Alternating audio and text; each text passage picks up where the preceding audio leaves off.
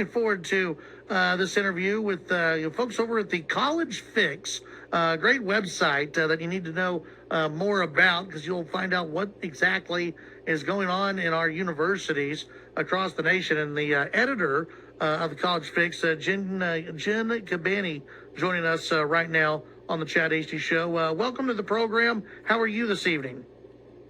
Hi, Chad. I'm great. Thanks for having me. Absolutely. One of the latest stories that you guys have up on the website, thecollegefix.com, is of course it goes into it. It seems like every university is trying to outwoke each other and trying to, I guess, out LGBTQIA plus whatever each other. Now it's Harvard getting into the mix with some of their. This is kind of a weird class that it looks like they're focusing in on. Yeah, essentially it's a class for medical students learning about LGBTQIA plus.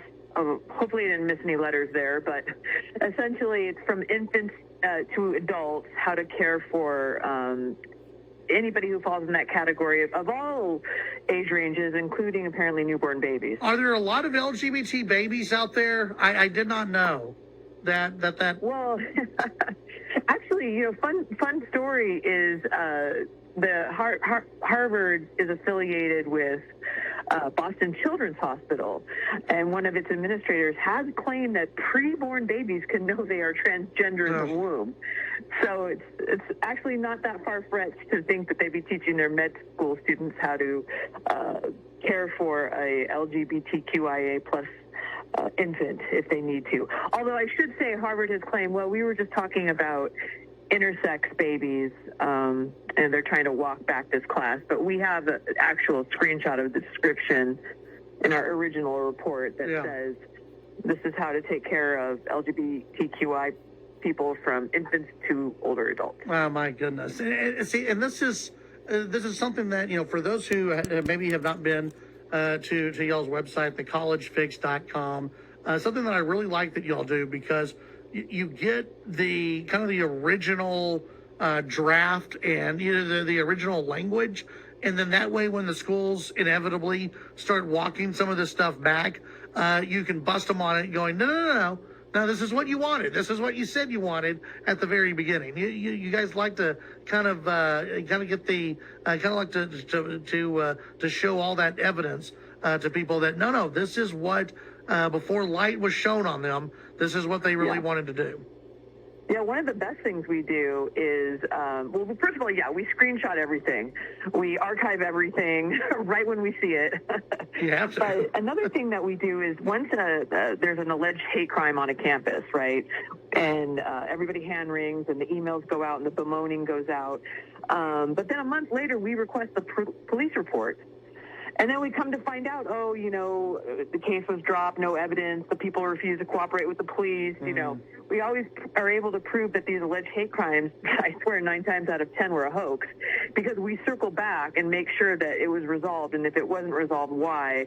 And then we come to find out by FOIAing these police reports what really happened.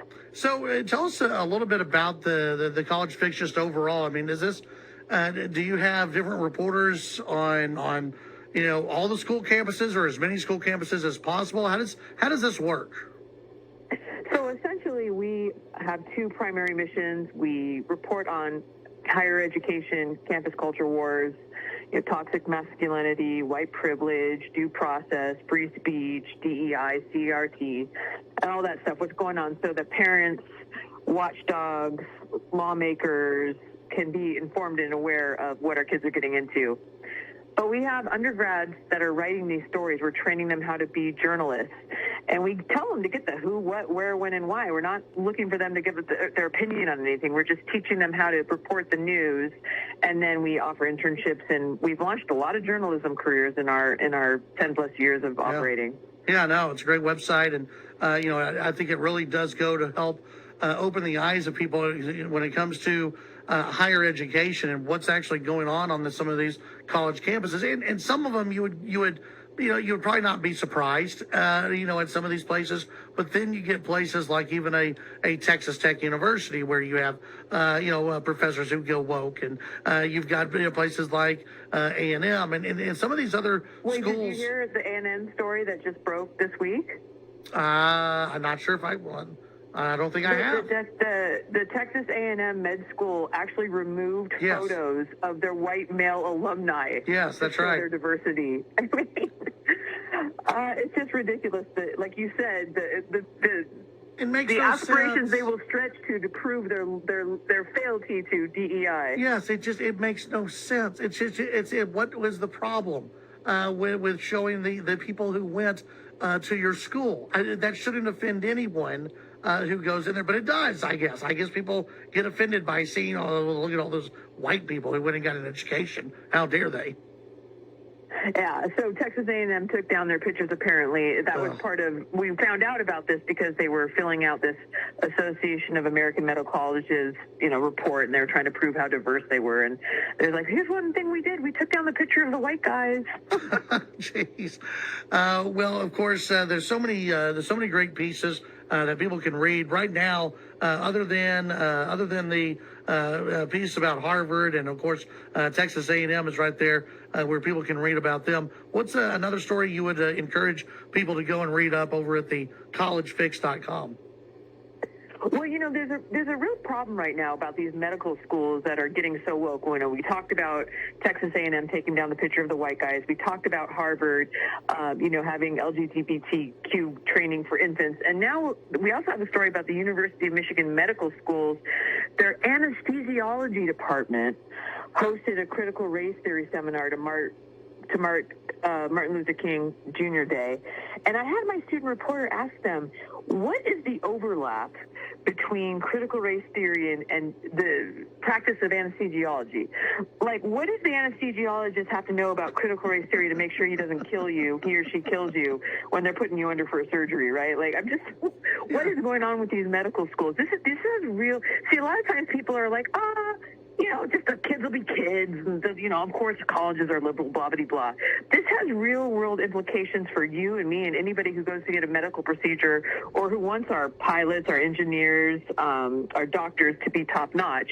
If they're spending so much time hand-wringing over this boogeyman of race, are they really learning the stuff they need to do to make our country excellent and to compete against the global environment that we're in? Well, and not only that, I mean, when you're looking at some of these different professions, I mean, these are going to be leaders.